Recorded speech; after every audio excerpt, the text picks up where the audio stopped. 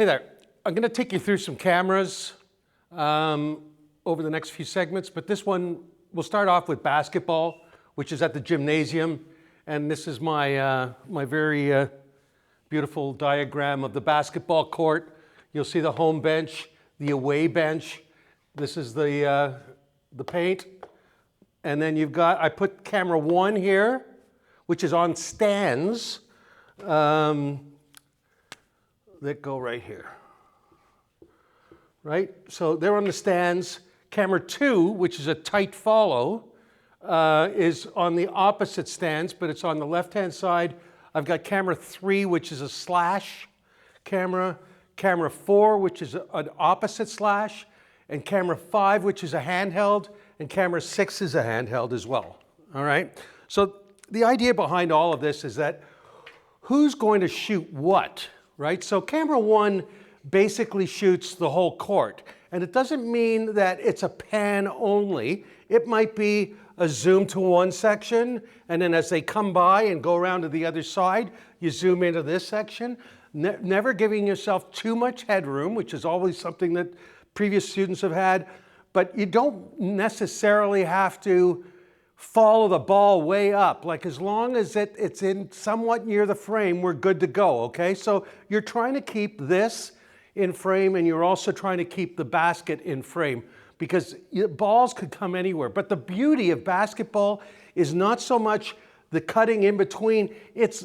the movement of the players. And if you can't see the movement of the players because they set picks, they do different things that you need to see that, because that's the beauty of basketball. So any coach will tell you that. You want to see the play, because if you watch the play, you'll see the basket's going to end up in a place where you see it, right? So you got a little bit of a view. Now camera 2, which is a tight follow, and it's head to toe all the time, following whoever has the ball, they're head to toe.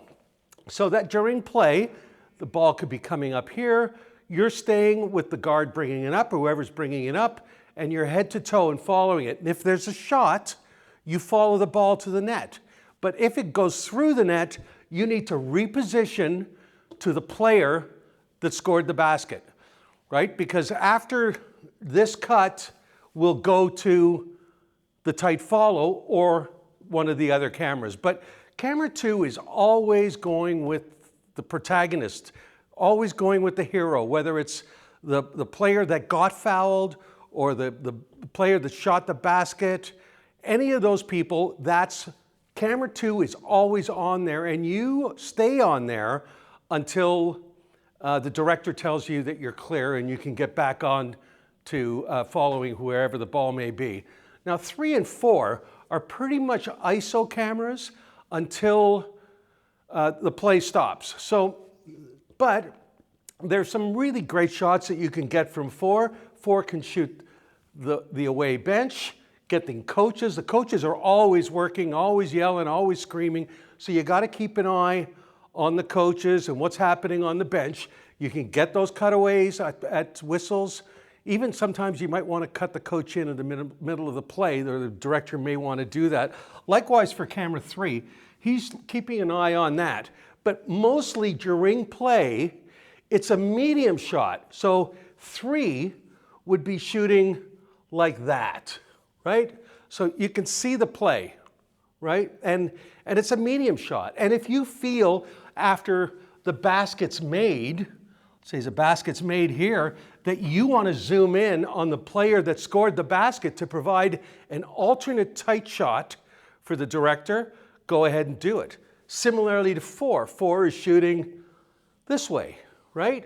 And they can see down there. And these are good shots, by the way, for foul shots.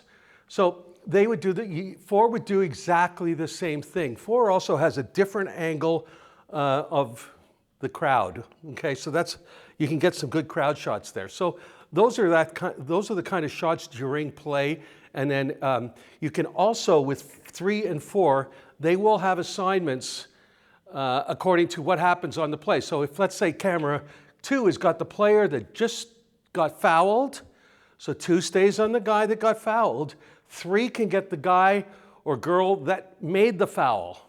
So now you've got the cutaway, right? And then if it's down at this end, maybe 4 is getting the coach who's all upset, right? So similarly, everybody has an assignment for depending on what the situation might be. So then you got foul shots. There's another shot from camera 4. Camera 3 is a nice foul shot that gives the director an option. So there's all sorts of different things you can do. Now 5 and 6, okay, are your handhelds underneath the basket, and 5 is shooting basically the close-up stuff here, but he's never cut into the play unless it's a breakaway sort of thing, or a fast break and the guy's coming in for a dunk.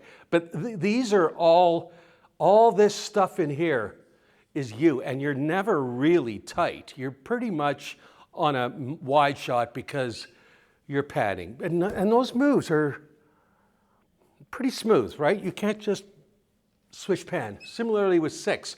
You will also get, let's say, if the basket scored down here, the player that scored the basket coming back could be backpedaling, so 5 can get a close-up that way, or he could turn around and run back this way, and 6 will get the face shot. That's always a more preferable shot than 2, but 2, you always got it, right? So those are a couple of assignments. Similarly, if there was a great pass to create a basket, 2 would have the tight shot of the player that got, or 5 and 6 would have the tight shot of the player that got the basket. And cameras 3 and 4, you're paying attention, you know who made the pass, get the tight shot of the pass, because I guarantee you, when the guy gets the basket and he's running back, he's going to look at the guy that gave him the pass and he's going to give him a smile and a point saying thank you. And if the director's cool and fast enough, he can cut that shot into the assist, giving him a thumbs up. So these are a couple of just different little items. We don't really care about the referee making a call. I tend to stay away from referees. And similarly, with 5 and 6, on foul shots, we start medium shot waist up so we can get a lower third graphic. You can either direct or have them zoom out, or you can go a little tighter. And then once this first shot goes, the director will cut to 1 or maybe 3 or 4.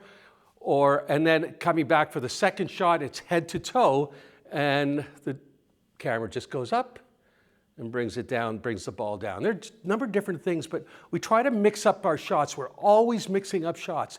This is not like studio.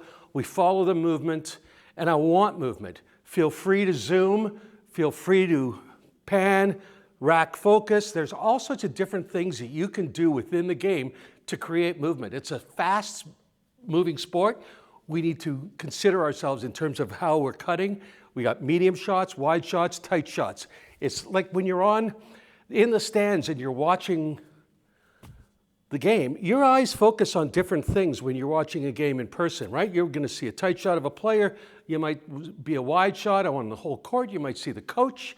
You see all sorts of different things, and they're different framing. So you need to provide that, and you need to pay attention to what is online and what the assignments are for the other cameras. So these are like a little couple things that you need to do to make the show that much better.